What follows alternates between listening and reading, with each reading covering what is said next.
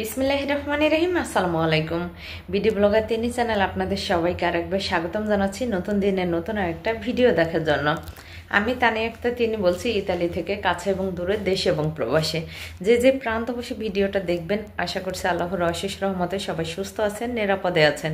আমি আলহামদুলিল্লাহ ভালো আছি। আজকে আমার ভাই প্রবাসের মাটিতে আমার বাসায় আসবে, সেই খুশিতে অসুস্থ শরীর নিয়ে কি কাজকর্ম করতেছি আপনাদের সাথে এই ভিডিওতে শেয়ার করব। আশা করছি ভিডিওটা না টেনে সম্পূর্ণ ধৈর্য ধরে অ্যাড সহকারে দেখবেন, আপনাদের কাছে অনেক বেশি ভালো লাগবে। আমার শরীরটা আজকে প্রচুর পরিমাণে খারাপ, তো আমি সকালে বাচ্চাদেরকে স্কুলে দিয়ে তারপর গিয়েছিলাম একটু শপিং মলে। তো সেখান থেকে কেনাকাটা করে বাসায় ফিরে রান্না বান্না করে নিয়েছি। তো রান্নার শেষে হচ্ছে এই যে রান্নাঘরে বেসিং, তারপরে হচ্ছে চুলা, এগুলো ধুয়ে নিয়েছি। আর গতকালকে হচ্ছে এই পাতিলে করে বিরিয়ানি রান্না করেছিলাম, তো পাতিলটাও এখানে ধুয়ে পানি ঝরানোর জন্য রেখেছি। তো চলুন আপনাদের সাথে আগে শেয়ার করি যে কি রান্না করব, মানে কি রান্না করেছি। আমার ভাই যেহেতু ইতালির মিলানো শহরে থাকে আর আমি থাকি ইতালির ভেনিস শহরে, অনেকটা দূরের পর জার্নি করে আমার ভাই আমার বাসায় আসবে, এসেই যেন খাওয়া দাওয়া করতে পারে। এই জন্য এই যে দেখতে পাচ্ছেন ভাত রান্না করেছি।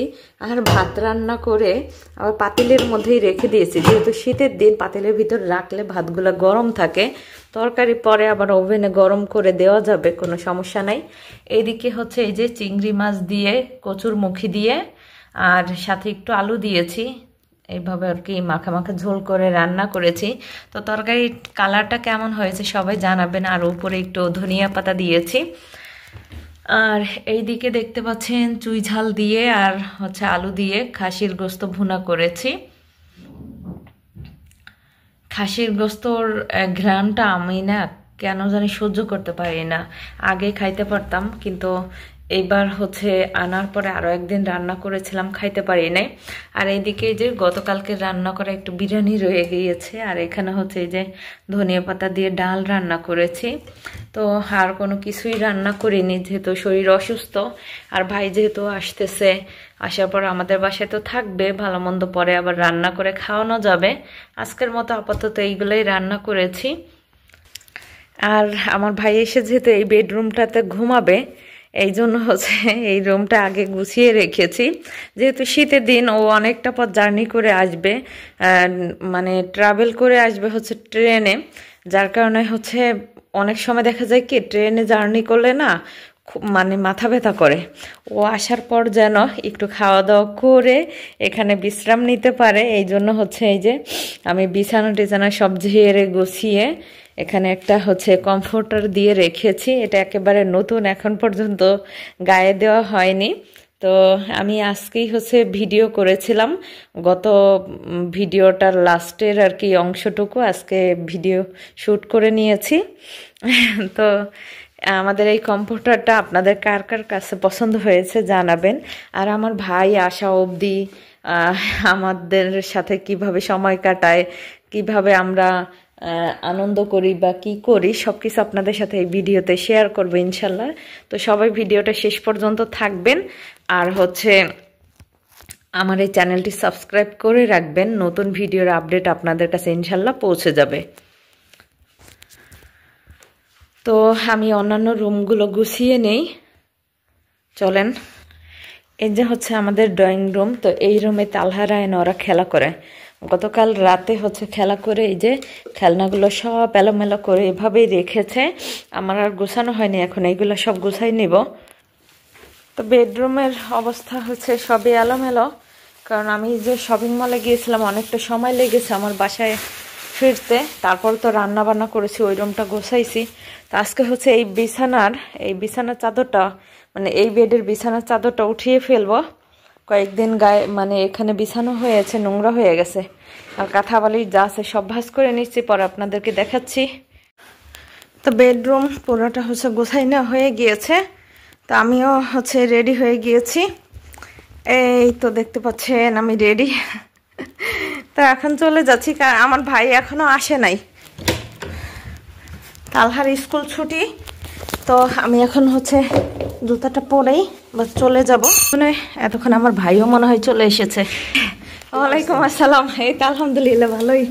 ই করে আছে, টেবিলে খাবার আছে, আমার টাইম নাই বুঝছো, একদম সময় নাই। তুমি থাকো, আমি তালহা বাসায় নাই তো, তালহারে আনতে যাইতেছি আমি। দরজা আটকাই দাও, আমি যাই গে। না না, আগে তালহারে নিয়ে আসবো, পরে রায়ান রে। আমার ভাই এমন টাইমে আসছে, কথা বলারও আমার 1 সেকেন্ড সময় নাই। এখন জাস্ট হচ্ছে আমি এই গ্রেস থেকে হচ্ছে চাবিও তো আনি নাই, দেখছো তাড়াতাড়ি করতে গিয়া চাবি রেখে এসে পড়ছি। তো সাইকেল চালিয়ে তালহার স্কুলে চলে এসেছি। বাচ্চাদেরকে হচ্ছে গার্জিয়ানরা নিয়ে যাচ্ছে। আসসালামু আলাইকুম ভাবি। আমি প্রতিদিন না হইলেও 5 জনের বা 3 জনের পরে থাকি, কিন্তু আজকে অনেক বেশি লেট হয়ে গেছে। তালহা ধরে এসেছে, তালহা। আসসালামু আলাইকুম মাম্মা। চলো, এই তো অনেক দিন পর আপনাদেরকে দেখাচ্ছি তালহাকে। তো আজকে অনেক দিন পর হচ্ছে তালহার স্কুলের ভিডিও করতেছি। মাম্মা ব্যাগটা দিয়ে দাও আমার হাতে। তোমার মামা আসছে। হ্যাঁ, তোমার মামা।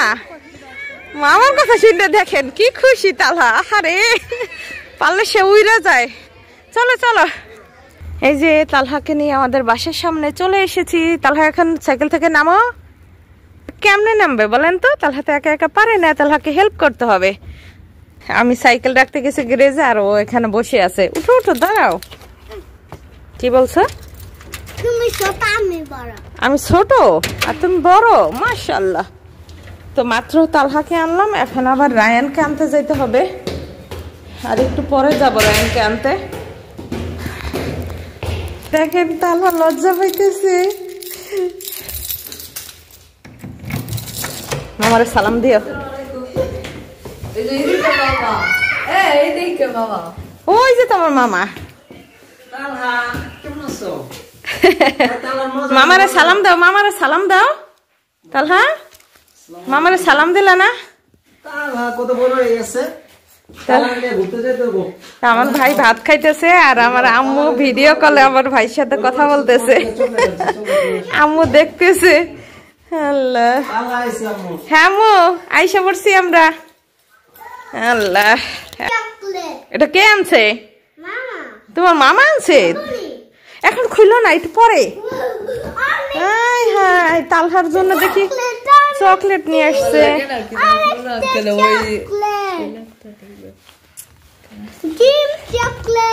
ওয়াও, ওদের 3 ভাইয়ের জন্য 3টে ডিম, চকলেটের ডিম, তারপরে এই যে চকলেট। আচ্ছা ঠিক আছে, হাতটা সরাও সরাও হাতটা। তালহা তো এই চকলেটের জিনিস পাইলে খুশিতে আত্মহারা হয়ে যায়। আমার ভাই হচ্ছে দেশে কথা বলতেছে ফোনে, আর এদিকে হচ্ছে ও গ্রুপ কলে কথা বলতেছে, আর এদিকে তালহা এই যে ওয়েফার খাচ্ছে। ওরা রান্নাঘরের টেবিলে বসে মামা ভাইগনা ওয়েফার খাচ্ছে, আর হচ্ছে গ্রুপ কলে কথা বলতেছে বাংলাদেশে। আমার ছোট খালামণি, আমার ছোট বোন, তারপর আব্বু আম্মু সবাই একসাথে কথা বলতেছে। আমার ভাই দেখেন কি কি কিনে এনেছে। ওয়েফার কিন্তু আমি কিনে আনছিলাম সকালে, হচ্ছে আমি সুপার শপে গেছিলাম তখন আনছি। এখানে এই যে মালটা কিনে এনেছে, আর আনারস কিনে এনেছে। আরে ভাইরে, আমার এত শখের জিনিস আনছে কিন্তু আমি খাইতে পারবো না। আচ্ছা আপনাদেরকে বলি, এই যে আমার ভাই হচ্ছে আনারস কিনে এনেছে, আমি খাইতে পারবো না। এটা না খাইতে পারার কারণ হচ্ছে আমি প্রেগনেন্সি টাইমে কখনোই আনারস খাই না। আমি জানি না কেন জানি, মানে আনারস আমার অনেক প্রিয় বা অনেক পছন্দের একটা ফল, কিন্তু প্রেগনেন্সি টাইমে খাইতে পারি না।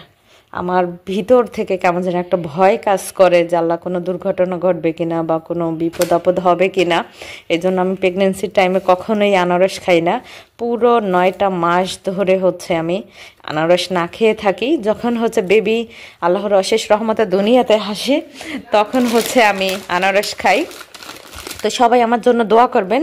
রায়ানকে স্কুল থেকে আনতে যাওয়ার টাইম হয়ে যাচ্ছে, এখন আবার রায়ানকে স্কুল থেকে আনতে যাব। তো আমার ভাই নাকি আবার বেদেনাও কিনে এনেছে, সেটা নাকি হচ্ছে এই ব্যাগের ভিতরে। কই কোন জায়গায় রাখছে ওই, আল্লাহ গো।